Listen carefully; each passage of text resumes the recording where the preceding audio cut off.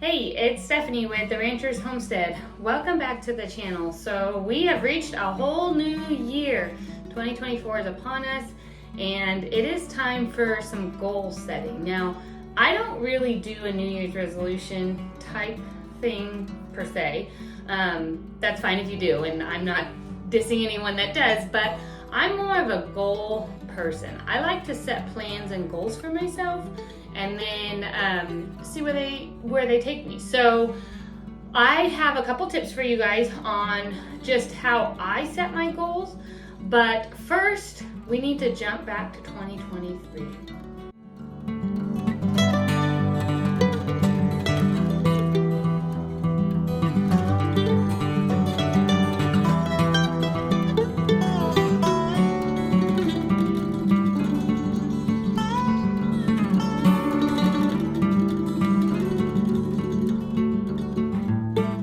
What I mean by jumping back to 2023 is the first step in really setting any goals or plans for a new year is to reflect on the previous year. And sometimes if you had a really rough year, you want to just forget about it and leave that in the past. But it's really important to do that before you set any kind of goals, because when you look back at your year prior, you're able to see your wins and your losses, and that actually is a good thing. You want to look at your wins and know, okay, I can either build on that win and pick another goal that kind of matches with it, or I'm glad I succeeded in that win and I'm going to pick something completely different to further my skills or whatever it is that your goals were last year. But it's really important to know your losses. When you recognize your losses, then you're able to build on those. For example, for me, a loss in the garden was squash bugs, which took over my pumpkins, and it took over I did get a few spaghetti squashes, and it took over my zucchini plants. I maybe got 2 zucchinis this year, and that has been a problem for 2 years in a row, and I didn't do anything about it the previous year, and they came back full force this in 2023, and I didn't get anything. They ate all of my pumpkin pie pumpkins.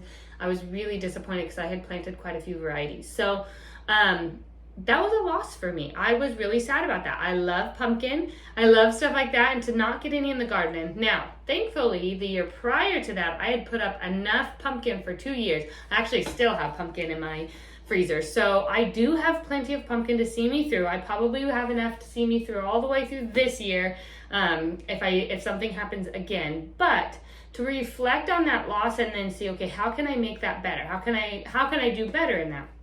And one of the things for me that I'm going to do better in my entire garden that I know was really a loss for me is I finally had the realization that summertime is the absolute busiest time for us, not only because I do a garden, but because my girls rodeo.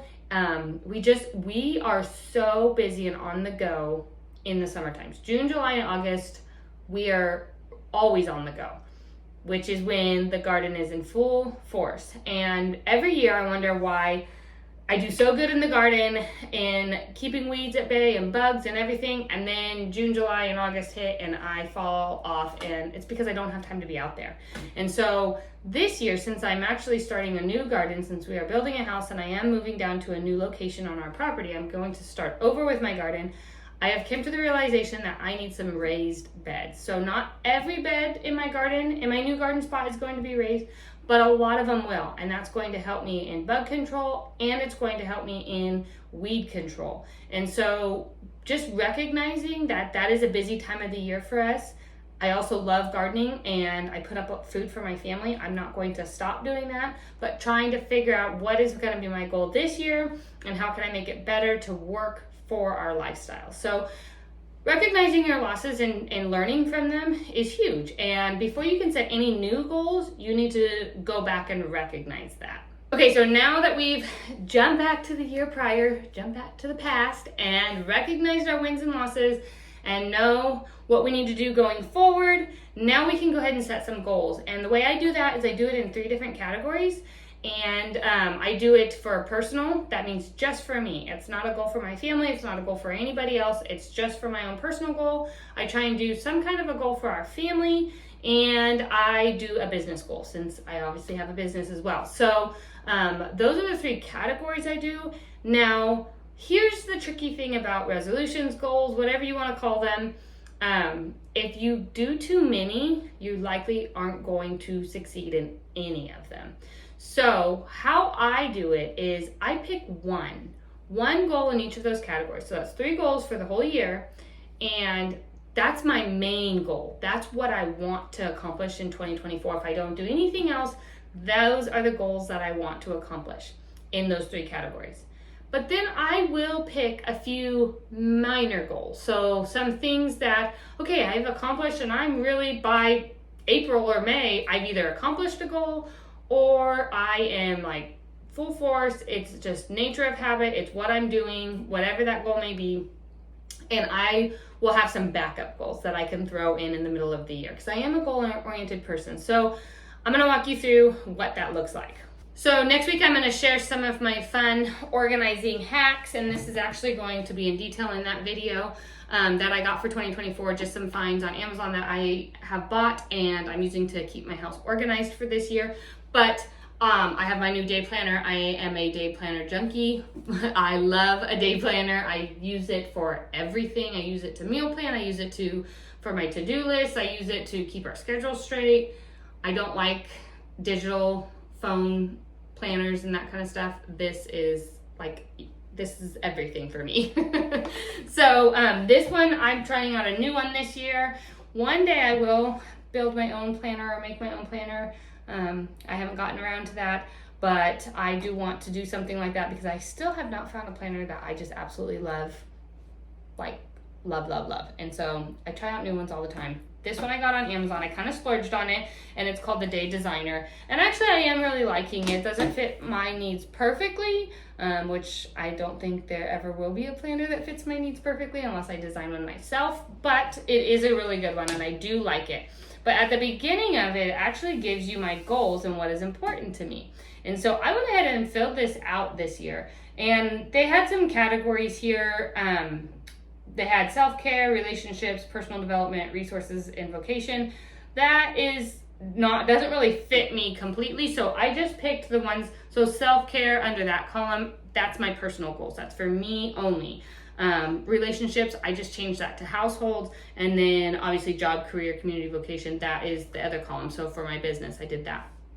Now, for my personal goal for me is to work out 5 days a week. I am not someone who loves to work out. I never have been. I've never enjoyed it. I will go through waves of working out for a month and then not for months and then working out. It's just never been something that's been super a priority to me, and I want it to be for a couple reasons. It's not really a body image thing for me. It's more of a feeling good.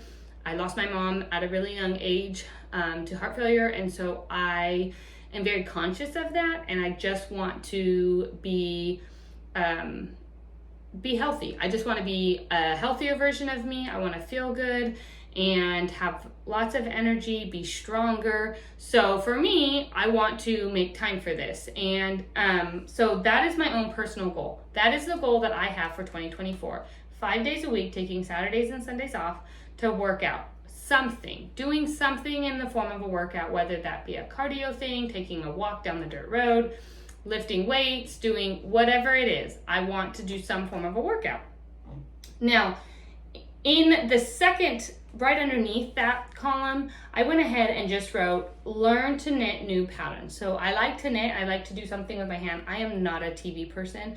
I just haven't been for years and years and years. I don't enjoy sitting and watching TV. That's not something, I mean, I will watch a movie with the family or something like that, but that's not something that I enjoy doing in the evenings. I love to read. I love to do other things. And so a habit of mine that I am breaking because God has revealed to me that it's a problem for my sleep is to, after dinner, put my phone away. My phone goes and gets plugged in on my desk. I don't take it to bed with me. I haven't taken it to bed with me since I was a mom, since Kendall was a baby. But now do not aimlessly scroll at night because it does affect my sleep. I find when I do that all the way up until I go to bed, I have a harder time sleeping. So finding something else to do with my time was important to me. So I know how to knit, but I don't know how to do big things. And so right now I am working on one project but it's something that I already know how to do.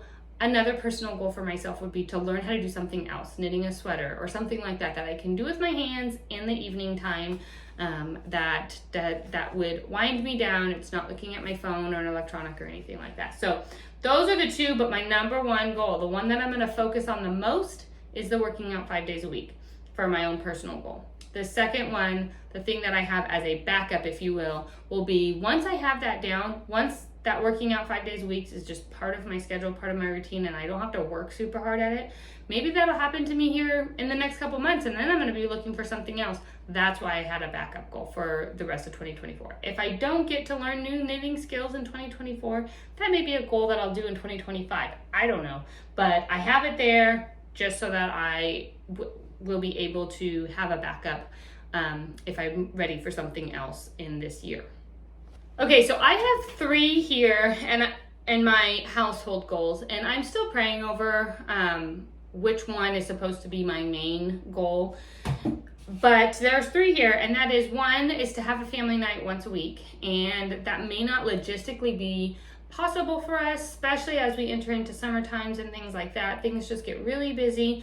And when I say family night, I just mean something that we do all together as a family, unplugged from everyone else and the phones and all of that, and whether that be popcorn movie night, whether that be playing games in the summertime outside, playing ladder golf or cornhole or something until late into the evening, having a campfire outside, any of those things. It doesn't need to be anything extravagant, but sometimes that kind of gets missed. And I originally put once a week. That might have to end up being like every other week, bi-weekly, just because of how busy we get and depending on the month. So some months we're home all the time, and so that would work just fine. Another one is that I really want to do, and I'm praying through this, and maybe in this category I'm going to pick 2 goals. I don't know. But it's to have a date night once a month. So my husband and I are just finally at a stage with our girls that they're old enough that we can go have a date night. And so to try and do that and just make sure that you're always fostering your own relationship too. And I want to make that a priority for us because we've never done that. And I mean, even when they were little, we hardly ever asked for babysitter unless we had something that we got invited to that we had to go to or something. And number 3, and this one I think is going to be the main goal, and the other ones are I think I might just do all 3 because these are all 3 good goals and I don't know which one to pick, so I've been praying about which one should be the main one. But to keep my house uncluttered and organized. Things drive me bonkers. So when we have too much stuff going on in our house, when there is too much things, I struggle a lot with just having patience and just, being a good mom and wife. I don't do well with the clutter and disorganization. And so I want to make it a goal where I'm not taking a time and purging every year or something like that. I want to do the purge and then keep it that way. To pray through if something should be brought into our home. To not just go buy things on a whim just to buy things. And to really be minimalistic. So I use that term lightly because there's a lot of minimalists out there that do a really great job, and I think that is a fantastic way to live. But I don't want to say we can't have things. I just want to keep them to a minimum and really think through, do we need these? Is this a need or is this a want? And it's okay to have wants, but we don't need to have a bazillion wants in the year. And then all of a sudden we're back at a full closet that's busting at the seams, that we now have to purge and get rid of, and it's just this vicious cycle. I want to break the cycle is what I want to do, and keep my house always organized. And when you see something out of place, just fix it right then, and it always stays organized. I don't have to go through these huge weeks or months of purging and organizing the home over and over and over again.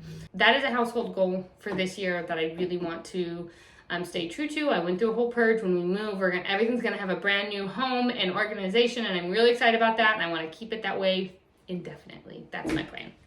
Okay, now let's talk about the business. So I have 3 goals written down for the business, but here is the first one, and this is going to be my number 1 goal that I'm going to focus on for the year, and that is I want to create another digital course or new course for you all. So I do have one that I did with my friend Andrea over at Dearmark 23, and it was a whole grains bread making course or just whole grains baking course, whether that be gluten-free whole grains or whole grains and what they are. It's really a detailed course, and it's got, I think, 8 modules in it. We bake in it, we go over stuff, I share how to build a gluten-free whole grains flour blend, all of that. So I want to do another course, and I'm praying through what that course is going to look like and what the topic is going to be, but I'm leaning towards a cooking from scratch